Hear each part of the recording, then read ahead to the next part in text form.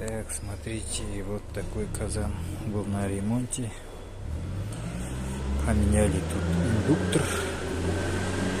Вот так она включается. Вот видите, встроенный казан. Тут заливается масло, можно баурсаки печь. Вот такой индукционный казан.